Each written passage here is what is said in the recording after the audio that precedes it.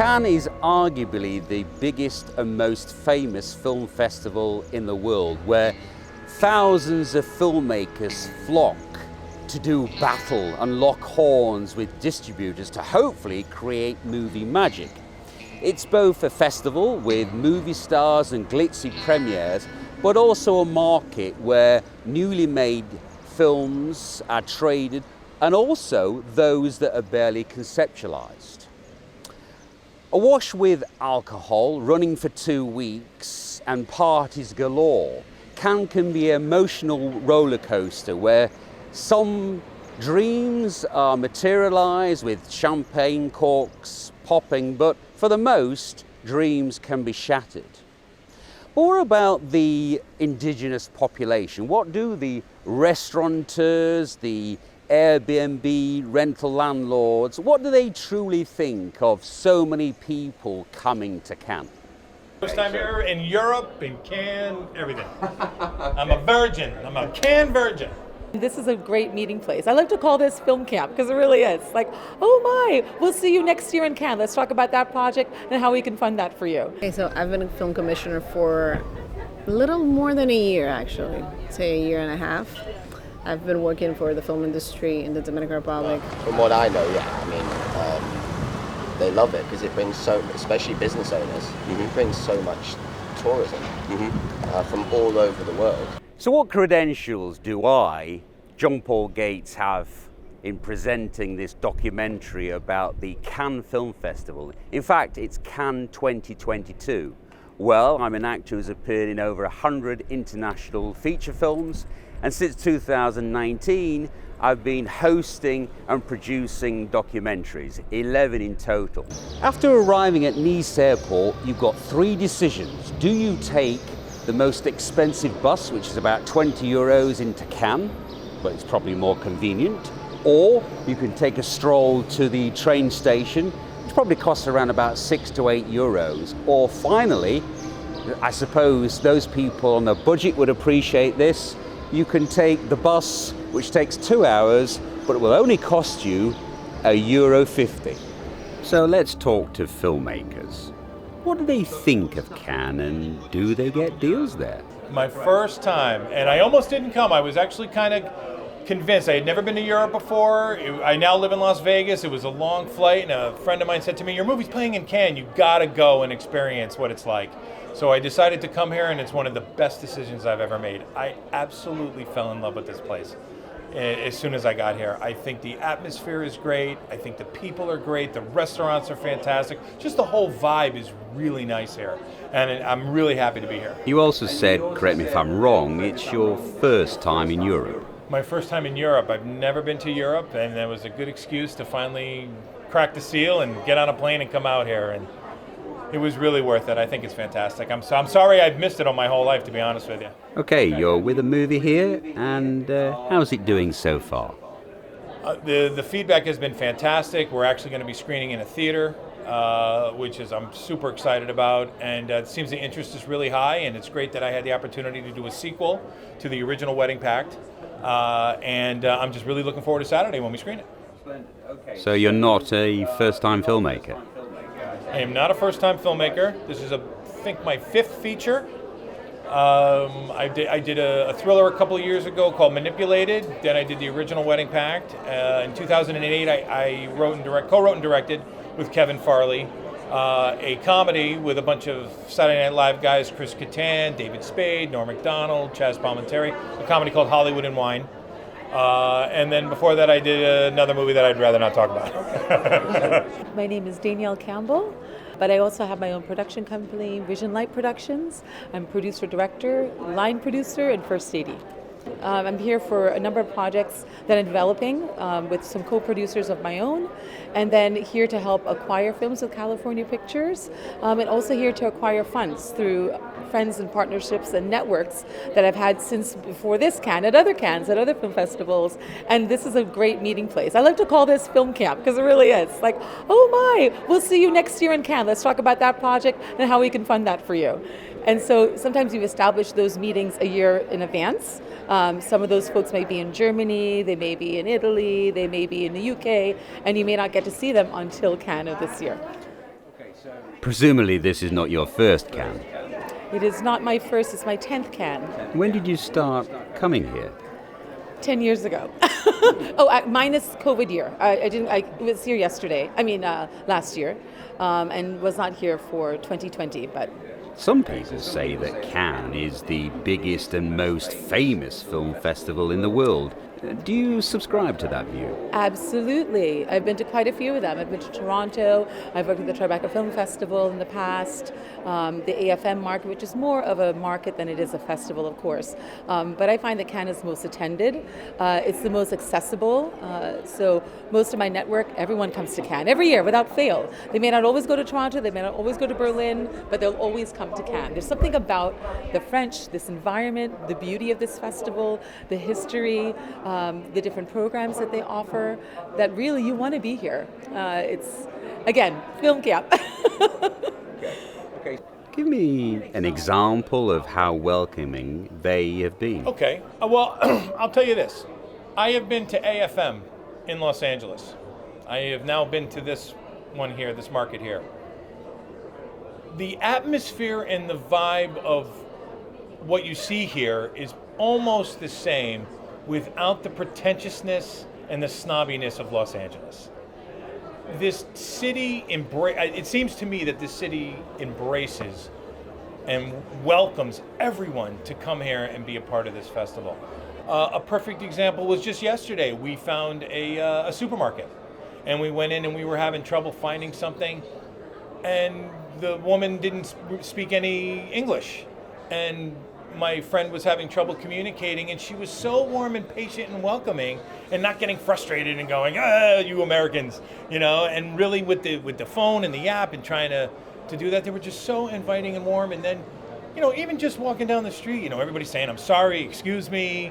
The waiters and waitresses in the restaurant are just super nice, and and not trying to be like, oh, you don't speak any French, I can't deal with you, you come to my country, you learn it. And in Los Angeles, it's a little different. Everybody thinks they're a little bit more bigger. They want more sizzle. Everybody wants to be a star, and it was just so, as I said, and I felt so safe here. It just seems like everybody's here for the same reason. Yes, this is the first one because our company has been created about 3 years ago, and we have been developing and writing scripts since then. I mean, we had lots of time with the COVID, and we are a team of international screenwriters, and we are based in France. So our screenwriters are French, English, American, and we also have a screenwriter in South Africa. In fact, we are here because we have finished 12 of titles, and they are all written. And we are looking for executive producers and producers, and also actors that we can attach to some of our titles. Yes, hint, hint. And this, in fact, we are here to sell our scripts. What's your experience been so far? Amazing, because indeed, when we walked around the booths around here in Palais and also in Riviera, we realized that most of them are diffusers looking, in fact, for ready-made films to diffuse, and there were not a lot. And first of all, we didn't find any screenwriters, or there are some screenwriters coming along the stand, but there are also producers. But it was amazing that we have been in contact with people who are looking for fresh ideas, new scripts, that are looking for scripts, in fact. And this is our asset. So in fact, we don't have to go to the other booths. People come to us, and this is quite surprising. Today has been a very, very busy day because there were a lot of producers stopping by. We had at least 3 who said, "Well, we have a lack of good scripts." Does the distributor, also known as the international sales agent, believe the business of selling movies has changed over the years, and if so, for the better? First Cannes I came in 2004, and I was a board member of the old body that was called the Hartley Merrill. It was an international screenwriting competition, and it was only open to writers from outside of the United States. Started by Ted Hartley and Dina Merrill to promote freedom in Russia after the fall of the Berlin Wall in 1989, which, they were thrilled when the USSR fell, etc. But So I came in 2004. By 2008, I was the treasurer, but by 2006, I'd gotten my first formal badge, and then was with my old partners in our old company. And yeah, 2006 is when I first, and then it wasn't until 2011 until I was able to debut a film that I had produced here. But my first can was magical. 2 days, I went to a premiere of, it was a Tom Hanks movie. God, I can't remember it. It wasn't a great one, but you go to things. And I remember going to a Kodak party, and someone took me to the Cap, and there was a lawyer named Larry from Canada who had a car and took several of us around, and Steve Shore, who's now part of Sonoma Film Festival, who's a board member with me, great guy. Steve showed me around my first can. Really took me under his wing, because I had no idea where to go. You don't know what to do, And so 04, I'm the wide-eyed guy. And by 06, I got an LA Times reporter who wants to do an article on me. But by then, two of my partners figured they were above the novice level, which you're not. That's one thing that's been a secret of mine, I think. I never stop learning. I get every publication I can find. I look at the Asian publications. I can't read them, but I can look at the symbols and I can gather some information. Yeah, no one's been doing it better. Does it compare with the other markets and film festivals around the world, like the American film market? Well, American film market was either number 2 or a couple of years was our number 1 revenue market. And what I liked about American film market initially was it was the same thing. You had just an exuberance of people from all over the place. People would come in, I have this movie, I have this doc, I got this short, I've got this story script, whatever it was, zany, crazy, the way I like it. And a lot of people don't like it. They can't, they need order. And I said, well, if you need order, this isn't your business. Welcome, right? It's like acting, and when you show up and goes, where's holding? Right there. Or, where's my water? Well, we'll find a spigot somewhere, right? But you have all these variables. There's certain things we can control, and what I've learned even from rereading a book called Siddhartha, and I've got Steppenwolf back there, but what you realize is a lot we can control. What I can control is what I do. I can't control a lot of what's out there. Now, we can market, we can promote, your word gets out. That's what I love to see, and what I love to see here this year, it's coming back, where all the work I've done the previous decade and a half is paying off. My publisher, or not my publisher friend from this magazine puts me right next to his quantitative data. That's why people open the article. We see this article from a client. It's like knowing you from years, Remember we were first, anyways. But there's, the exuberance of AFM has been tempered a bit by, and this is a debate that is going on in the film business. Are we studio or are we indie? Okay? And it's basically, do I accept the masses or do I only want to sell to the classes? And that's great. But there's a pyramid. There's only one Disney, and there's a Warner Brothers, right? And just like there's only one Pinewood Studios. And so that's great. You've got those great companies up there. But there is still 95% of the rest of the world. So I would rather focus on, as George Orwell would say, the working man rather than executive. And even though in some ways I fight to not be an executive, maybe I become one again, but I really don't want to be. Because as Jon-Paul knows, I'm in SAG, but it's not that I want to be an actor right now, but it's just what we end up being a lot. And as the first day actually felt like a dress rehearsal of Cannes this year. It didn't feel like day one. It felt like a dress. It felt like I think half of the people were relearning their parts, if you know what I mean. And this is psychology of COVID, correct? Yeah. Because let me finish the question you just asked, please. Hong Kong was a great market, but it's been online 3 years in a row. The Chinese law that is now restricting some of the people's, I don't want to say freedom, but maybe what they'd like to do in Hong Kong is a question we're now have to watch. We've had great business in China. I'd like to go back to China tomorrow if I could, because there's a wonderful country there, and I used to be a banker for a lot of Chinese people, so years ago. And we've sold to China, and we've done very good business in China. So it's disturbing to see what's going on right now with their government, but it won't last. As we know, the Brits and the Americans, right? If we have nobody else, who do we have? We have ourselves. No, but it's like we have the creativity, and they know it. In a nice way. I'm not trying to cause a problem here, but again, it's the governments are the problem right now. And so Berlin has been online now for 2 years. I had a wonderful Berlin in February of 2020. I think I saw you at the Standard, right? Or we somewhere we met. Yeah, recently. But it was the last, I was there in the fall. Anyways, 2020, I had a great Berlin, one of my best evers, and yet it all fell apart because COVID happened the next month. It just went across the world the next month. LA shut down. So, but in a normal calendar, February Berlin was an excellent market because it was an efficient Berlin, the way Germans are with their trains and everything. Things are on time. There's usually space. I hate the Martin Gropius where the main exhibition is. I never will go there again. I'll go, but I'm not going to have a booth there. The Marriott was okay, but it didn't have great traffic. So we went to the Ritz-Carlton for the last 5 years, which is a great to meet people like we're talking now. And then Hong Kong I went to, and Monique used to always go. Again, a wonderful portal. When we first went, even 10 years ago, people were like, wow, you're an American here. And I said, yeah, it's Hong Kong. Didn't the British used to run this colony? I mean, you haven't seen that many West. Yeah, back in I know, which is 1997, regrettable. It's too bad that 99-year lease, they didn't make a 990-year lease, right? Because at the time you could have, right? They would have been like, yes. Well, that's almost freehold. I know. Yeah, Anyways, yeah, you're right. yeah. But and then Cannes has always been the best. Cannes has been the best place. We heavily screen here. We're doing 10 movies this year. We did 9 last year. We did 14 in 2019. I think we did 8 in the digital, truncated, little tiny market they did in 2020. Because I believe all of our filmmakers, and I can't think of a single one that's the exception, the bad exception, I mean, have come from the bottom up generally, meaning they put their money together, they did a project, whether was their first movie, their 8th or their 10th, and now that we're seeing more senior projects, because we're a more established company now, but I still love the people that are doing it the first and second time, because that's where I get the energy from, and that's where the creativity is coming from.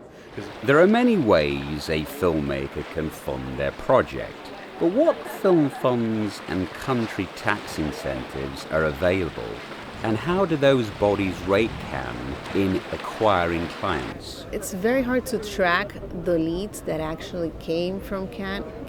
Cannes does help, because what happens usually is that, and I have to take a step back.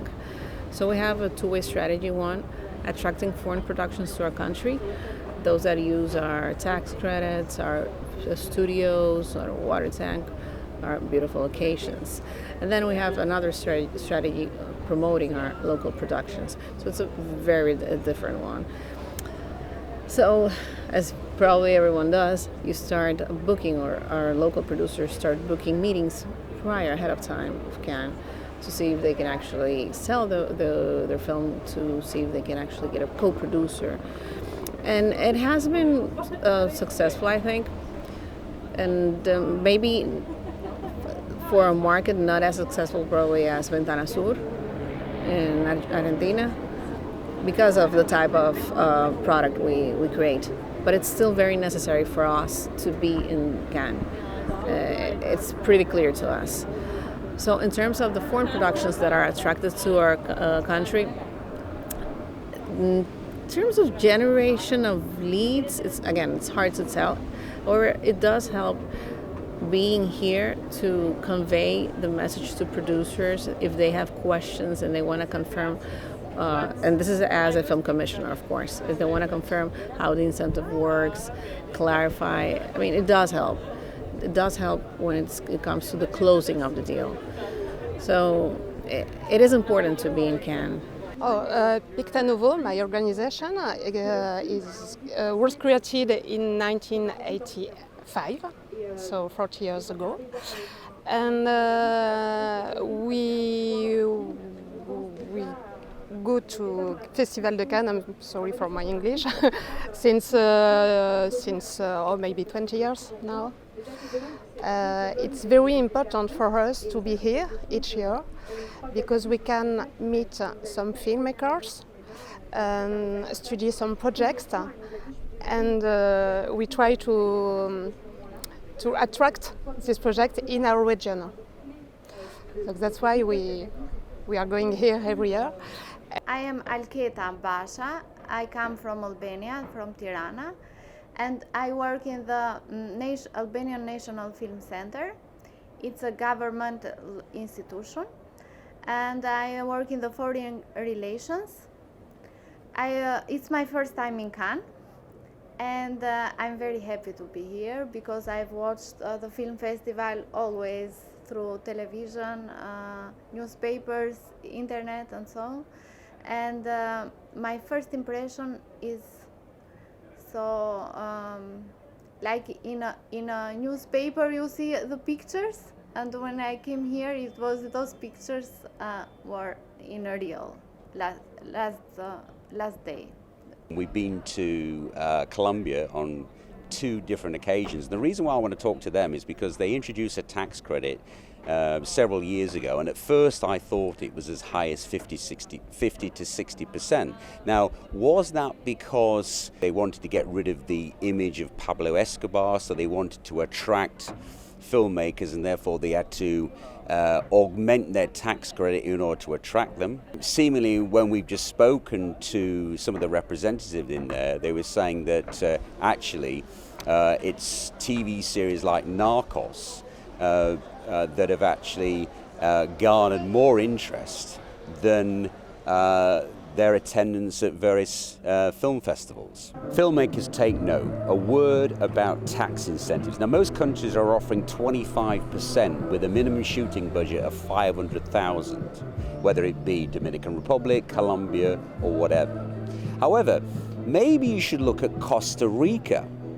Interesting, because although the monetary value is only 12.5%, there's no upper limit, meaning a lot of studios will shoot there because 12.5% on 100 million is $12.5 million. Have a look at Costa Rica. To what extent has COVID affected the movie industry worldwide? I just wanted to focus on the issues that we've encountered as filmmakers. And I think the major thing has been the impact of COVID.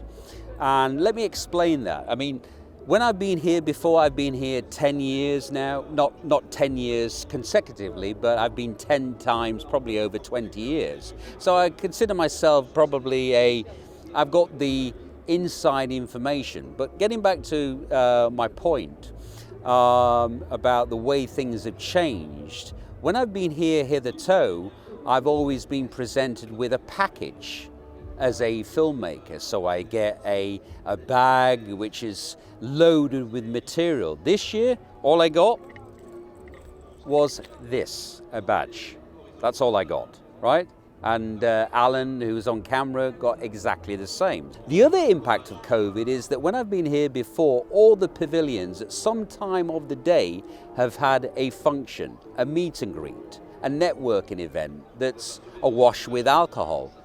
This year, the only pavilion that's having something so far is the Americans. One thing that did help us during the pandemic is the fact that we had very strict COVID protocols. So productions were attracted by their ability to create these safety bubbles. So at the end of the day, they were even able to take over hotels and use them as a holding facility for their shoots. And that's precisely during the pandemic when our industry started growing exponentially. So in terms of numbers, so you have an idea, it used to be a country that would get production expense, foreign production expense, in aggregate, at most, let's say, between $35 to $45 million. So last year we exceeded the $230 million. During the COVID, filmmakers are writing a lot, writing projects and new movies. So just after, in 2021, we had a lot of projects in development to study, and they all arrived now in production. So it's more difficult now to give money because we have a lot of projects. So it's a good thing, and at the same time, it's a difficulty because we don't have we have a budget. Okay, so you've made a film, but who do you go to sell it? And what things should you avoid when choosing a distributor? I never tried to self-distribute, and the business has changed a lot because it seems to be becoming a little bit more easier than if you want to just get it out there to be seen, not necessarily make it, if they're thinking it more as a business, to be profitable. I think you need a sales agent. I think it's very important if that's the road you want to go. Yes, I've always done that. The good thing and the bad thing of doing that is in the beginning, because you're learning the business, there's these levels of sales agents that aren't as credible And you sort of learn as the process goes where you got to get to people like Steve and who I'm with now, California Pictures, which they're just the best. They've been fantastic. Because you do two things, you acquire and you produce films, what advice would you give to filmmakers who are looking to get deals with distributors? I will say come with something ready, even if it's a rough cut. I always say come with it finally cut, but if you don't have a final cut, come with something rough cut, as good as you can get it, and then you shall have a little trailer. If a trailer is not possible, 100% aligned, some kind of a sheet, a one sheet that has your images, your photo art, and your log line, your synopsis, and a dream in your heart to talk about your project.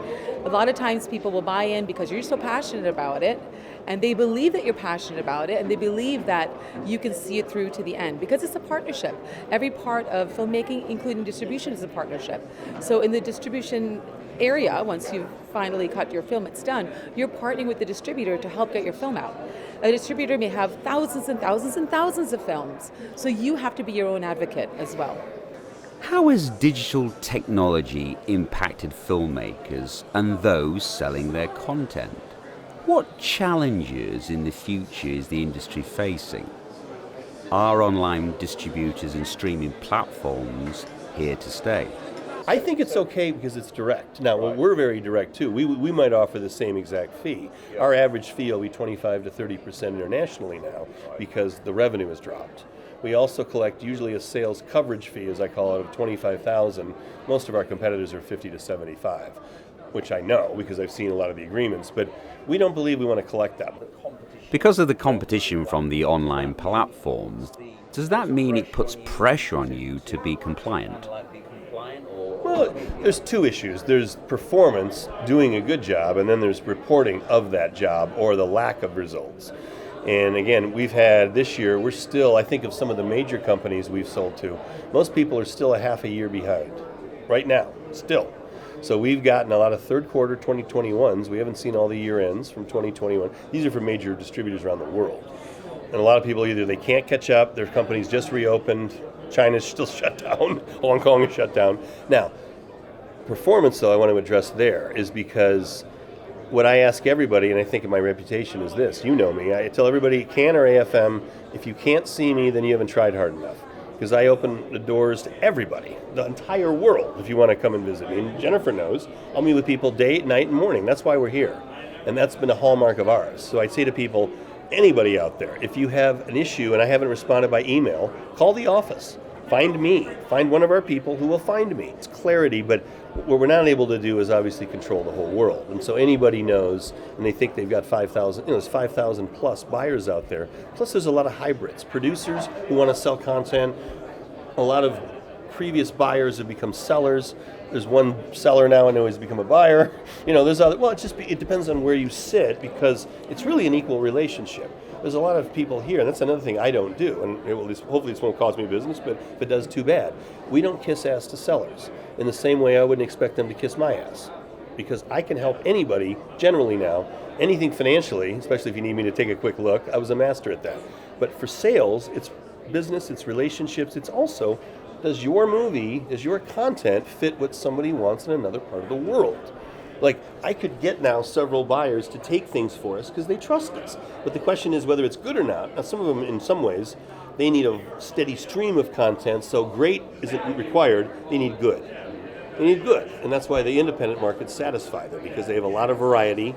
They don't have the studio hang-ups, the bullshit deals, the stupid waterfall you get from the government, or not the government too, but from some of the studios. They don't cap expenses, they play that game. That's why a lot of principals never recouped. That's why when you meet somebody, often from New York, the film business is verkauft. They invested in a Kate Beckinsale or a Gerard Butler movie, lost all their money. I say, how do you lose all your money? And the reason why there's only one waterfall worldwide, often from a studio. I'm not just blaming the studios, but it's unethical people in this business. What do you think of Filmhub? Have you used them before? You mean as far as streaming services go? I'm sort of new. This is the Wedding Pact when it came out. That was around 2014, 2015. it was starting to change then. DVDs were still kind of selling pretty well. It was starting to go to some streaming with Netflix. There were a couple, Netflix and Prime was out there.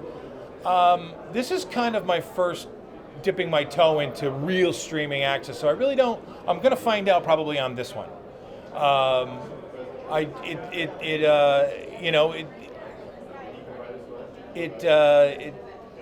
You get a little worried because it is a business, and you want to make sure that if a company's going to stream it for their members to watch it for free, you want to make sure that you're compensated okay. Yeah.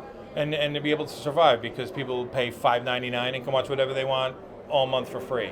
So I just think it's important, that you're able to, treat it as a business. And I know everybody wants their movie to be seen by the public, and you have to kind of balance the two and make sure your investors are taken care of, and also that you can raise your level of heightness in the industry, and kind of balance the two and make sure so that you can do another one. Because most of the time when you find an investor that does a movie, and if he gets his money back, he's going to do it again, because they enjoy the process. Anybody can be a filmmaker these days. I mean, it's so easy to get your phone out and make a movie. Do you think the quality is going down as a result? I think there's a few ways to think about that. I actually love more filmmakers in the game. I love the fact that we can, use our phone to make Steven Soderbergh is a great example of that, making fantastic film on an iPhone. There are ways to do it. There's accessories now that make it very simple, have gimbal, amazing like zoom lenses that you can attach to your Apple phone.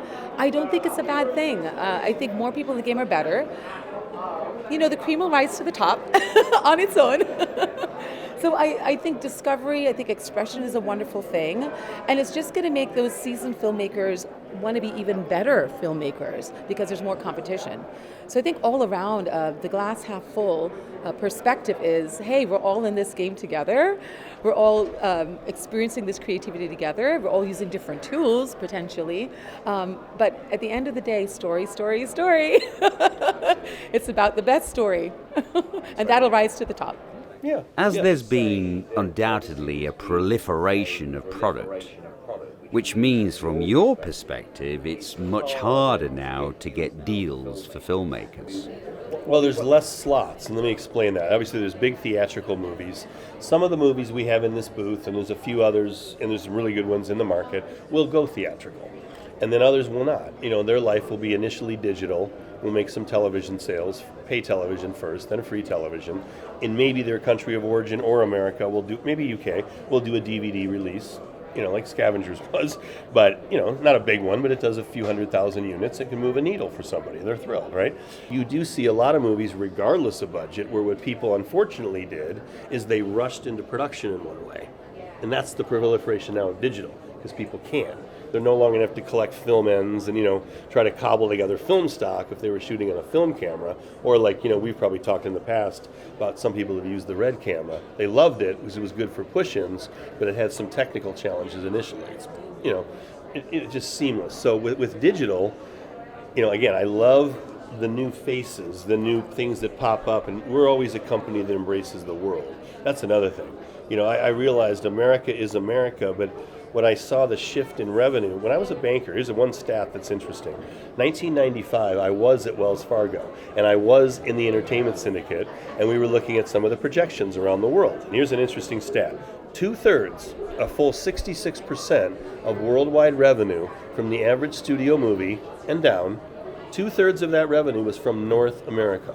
Okay, in 1995, U.S. and Canada only. U.S. and Canada. 2/3 of the bigger box office movies and the bigger indies, the kind of companies we were financing. Everybody from the Baywatch producer to Andy Vanya Stinya from Hungary's his Synergy to MGM and some of the other studio work. But anyways, by now, 2/3 of the average movie, when I do a sales chart like I have one behind you right there, 2/3 at least is from outside of North America.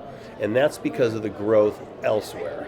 Not so much the U.S. U.S. has been pretty flat. Even with digital, there's the pros and cons of Netflix and some of the streamers now everybody's talking about. But the entertainment business has always been synonymous with glitz and glamour, attracting people from all over the globe. However, digital technology has certainly intensified competition and will continue to do so, regardless of where you're positioned in the movie industry food chain. But what about people outside movies now? What do they think? And in particular, do they see the Cannes Film Festival as a benefit or a hindrance? I'm from Singapore actually, and I came here in France in 1998, so I've been here for 25 years. Right. So yeah, that's why I don't have the French accent. And have you always lived in Cannes? Yeah, Cannes or nearby, yeah, Okay. on this area. Okay, so can I ask, in terms of your business, Yep. would you say that the festival helps your business in terms of your takings, or what? Well, generally the festival helps everyone.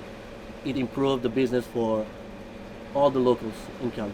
So some, like people from like us in this area, slightly less than those who are on the Croisette, but we still have impact from the festival people that they walk in front of our kiosk every day. So it's improved the business for everyone, for sure.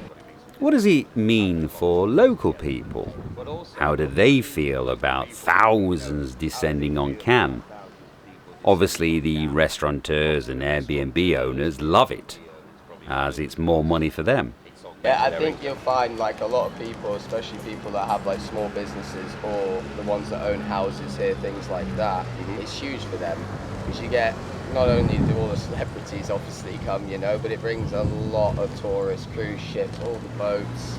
It's huge. It's like the Monaco Grand Prix for Monaco. Right. That's what it is for here in Cannes, basically. For the locals, I would say maybe they don't enjoy it as much, just purely because of the traffic and trying to get around and it being so busy.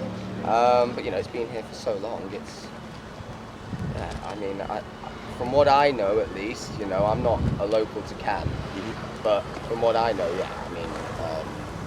they love it because it brings so, especially business owners, it brings so much tourism from all over the world.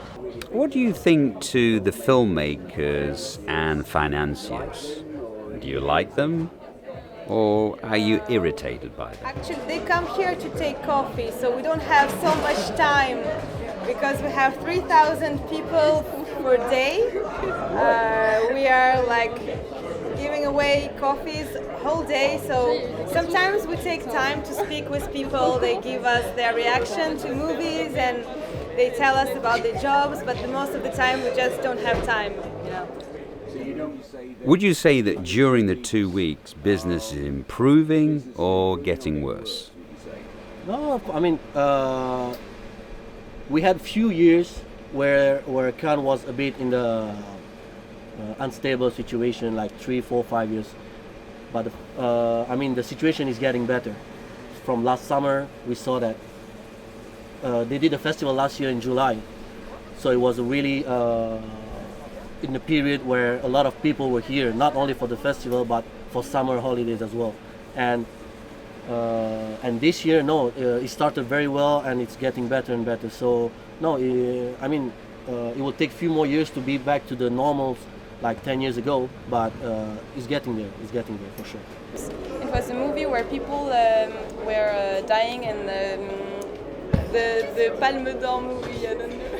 You mean like zombies? Yeah, not zombies, but a lot of death. I don't remember the name of the movie. They're injecting themselves? No, accidents and dead bodies and crashes, car crashes, and they were I think, and they were coming here to take big water shots because they were fainting in the movie room. So they were coming here by thousand and taking big cups of water because they were fainting. You know, it's not just a film festival. In the summer, this place is crazy as well. You know, July and August, it's the same as busy as almost a film festival because you have a lot of big cruise ships that come in as well. They drop off, you know, thousands of people daily. All the boats, like yachts that are here, you know, all the tourists, like I said. So, to be honest, I think the locals are just used to it.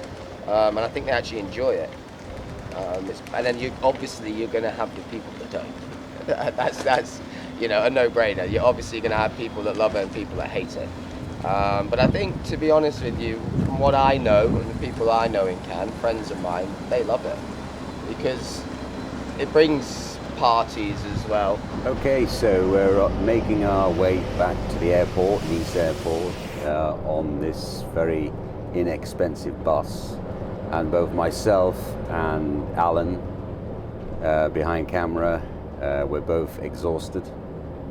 Cannes, at the start of the program, I talked about whether dreams will be realized or whether they will be shattered. And I suppose from our perspective, because we've come here, making a documentary, but also we've been trying to sell our projects, I would say that it's looking promising for those projects.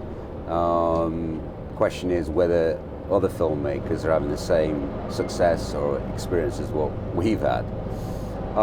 What have we learned? That's the key. Well, I think certainly this there's less money around, so COVID has had obviously a major effect on businesses. And I'll give you an example of that, because when I've been here before, all the pavilions have usually had a meet and greet and a drink session or a party networking session every day. On the first day, the first 2 days, the only pavilion that was having a networking session was the Americans.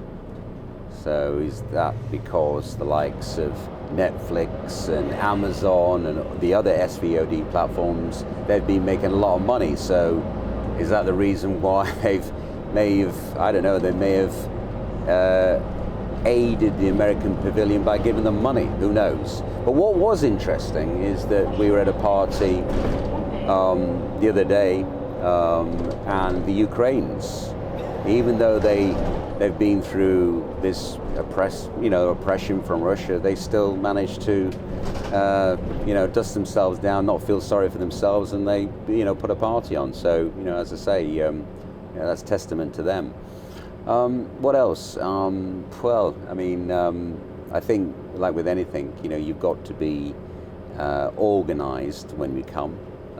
You've got to have the projects in the right form in order for them to be looked at, which usually means you've got to shoot a trailer, or you've got to have a one-pager, so that the distributors can make a decision very, very quickly. Because the problem is that filmmakers and buyers are pitching them at 24 hours a day. So what's your unique selling point? How do you make sure that you get your project seen first? Or should I say, how do you make sure you get your project at the top of that list? That's the key. What's also interesting is a lot of the this year, and I don't know I got the impression that this year the organizers, the Festival de Cannes, seemingly have done a better job than in previous years. That's seemingly the impression. Whether there's been a change in management, who knows? But that seems to be the case. What else? What else have we noticed? Well, I mean, certainly from our perspective, accommodation. I think it's better to obviously be in close proximity to Cannes, because if you're in Antibes or Juan-le-Pin, the problem is that you're going to have to get a cab late at night, and they can be very, very expensive. Whereas at least where we were in Cannes-le-Boca, even when I imbibed last night, I was able to walk home, and I was able to find it, and didn't have that problem, or that I didn't have to outlay that money. So I think this is what I'm trying to do is I'm trying to give a kind of like a hitchhiker's guide to filmmaking when in Cannes. So merci beaucoup. And seemingly the local people of Cannes embrace filmmakers and embrace the fact that they're their town is put on the map.